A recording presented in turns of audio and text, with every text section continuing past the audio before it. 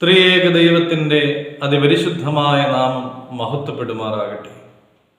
ഏവർക്കും ഹെർമിറ്റ്സ് ടോക്സിൻ്റെ 649 ഭാഗത്തിലേക്ക് സ്വാഗതം.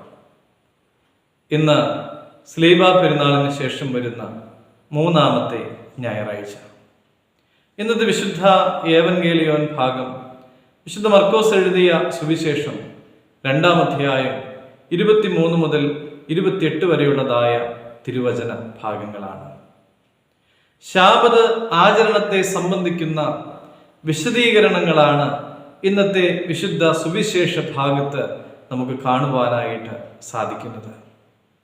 യേശുതമ്പുരാൻ തൻ്റെ ശിഷ്യന്മാരോടൊത്ത് വിളഭൂമിയിലൂടെ കടന്നു പോകുമ്പോൾ ശിഷ്യന്മാർ കതിരുകൾ പറിച്ച് കയ്യിലിട്ട് തിരുമ്മി തിന്നുകയാണ്.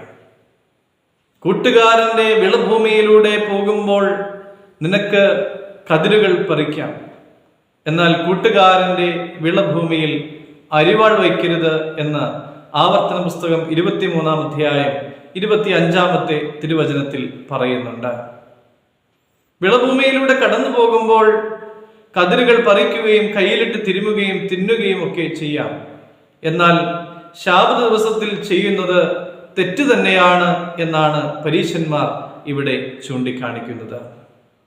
ദാവീദ് തനിക്കും അനുചരന്മാർക്കും വിശന്നപ്പോൾ ദേവാലയത്തിലെ കാഴ്ചയപ്പം എടുത്ത് ഭക്ഷിച്ചത് ചൂണ്ടിക്കാണിച്ചുകൊണ്ട് യേശുതമ്പുരാൻ ശാബത് മനുഷ്യനു വേണ്ടിയാണ് എന്ന് അവിടെ പരാമർശിക്കുകയാണ്.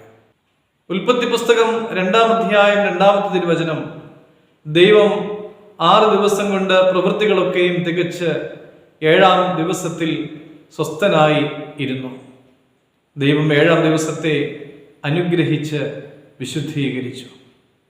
ആവർത്തന പുസ്തകം 5-ാം അധ്യായത്തിൽ പറയുന്നുണ്ട്, ശാബത് ദിവസത്തെ വിശുദ്ധമായി ആചരിക്കണം എന്ന്.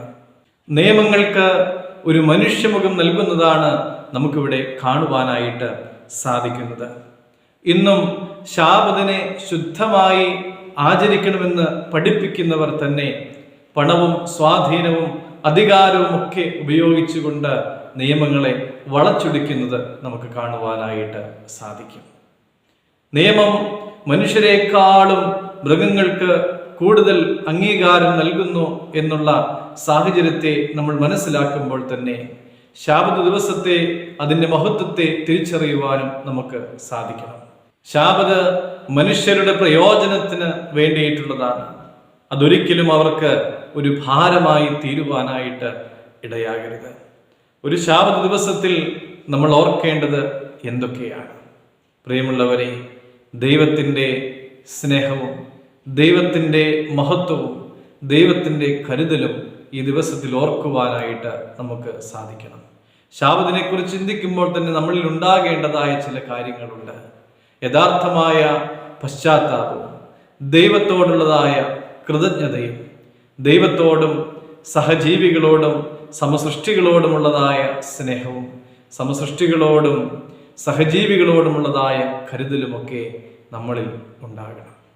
നമുക്ക് ദൈവത്തിൻ്റെ നിയമങ്ങളെക്കുറിച്ച് ധ്യാനിക്കാം. ശാശ്വതമായ രക്ഷയെക്കുറിച്ച് ചിന്തിക്കാം. കർത്തൃദിവസത്തെ വിലമതിക്കുവാനും താല്പര്യപൂർവ്വം അതിനെ സമീപിക്കുവാനുമൊക്കെ നമുക്ക് ഇടയാകട്ടെ. ദൈവം അനുഗ്രഹിക്കട്ടെ.